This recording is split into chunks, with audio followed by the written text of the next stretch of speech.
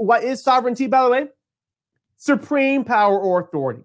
The second definition here is the authority of a state to govern itself or another state. Now, this, again, the key here is that when you're looking at sovereignty at the state level, you can't have a sovereign state that is controlled by another state. That doesn't really fit the mold. All right. So in order for you to be a sovereign state, no one else on earth can have power over what takes place within your territory. And that's important because when you really think about what I just said, do we really have the power? Does anyone really have the power to do whatever they want within their borders? We'll talk about it. Sovereignty is complicated. Today, the practice of sovereignty may be different from the concept itself. All right. What in the world does that mean? Well, if you look at historical sovereignty, this right here, you're looking at a map of the Roman Empire at its greatest extent. The greatest extent of, I guess, when the Roman Empire was really probably the most powerful it was going to be. It was around the time of Augustus.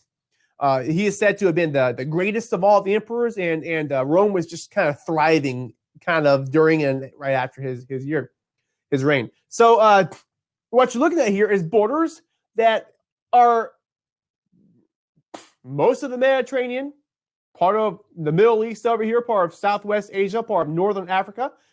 Why does the border end where it ends? Why didn't the border go? Why didn't they take all the British Isles? Why just this area in the southern part of the island of Great Britain? Why didn't they take the whole thing? It's because they couldn't. They couldn't take it. They didn't have sovereignty. What do I mean? What I mean is that the people here that rebelled against them, that fought against them, the natives, they fought so vigilantly that the Romans literally couldn't advance. They couldn't beat them.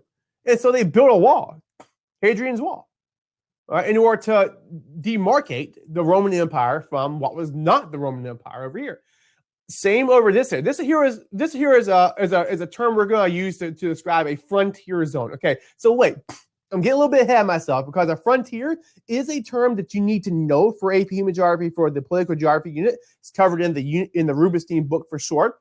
And I would take the time to go ahead and write it down. But what it is it's an area where it's you think about frontiers as unexplored regions. Well, really what they are is areas where no one really has power. So there's not a whole lot of governance in your frontier regions. The Romans couldn't control it, and the Germanic tribes that lived up in this part of Europe didn't really have control either. They kind of used it as somewhat of a buffer. Okay, when you started to go into the frontier area, you had to know one thing: the Roman government was not going to be able to protect you very well.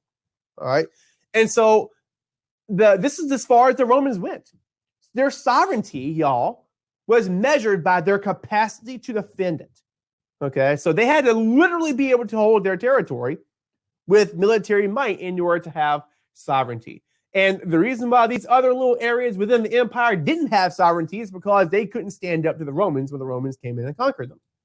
All right, so I'll move on to look at a more contemporary example of questionable sovereignty.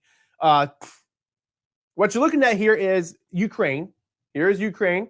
You've got your western, eastern section, and then the Crimean Peninsula. All right, in 2014, you know what the Russians did? They came in and just took Crimea. They took it. They annexed it. There's a $20 word for you. Annex. Oh, goodness gracious. The transcript is not going to pick that up. A-N-N-E-X. All right. What that means is they just decide, hey, we're going to take this land and make it ours. And there's nothing you can do about it. So here's the thing, is that really the people living in Crimea, they're predominantly ethnic Russians anyway. A lot of them wanted to be part of Russia.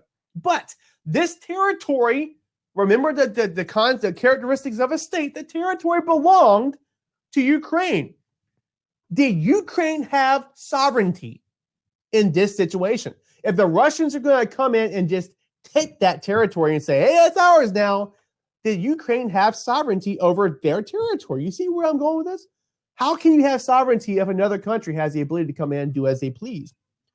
And by the way, we really couldn't do anything about it.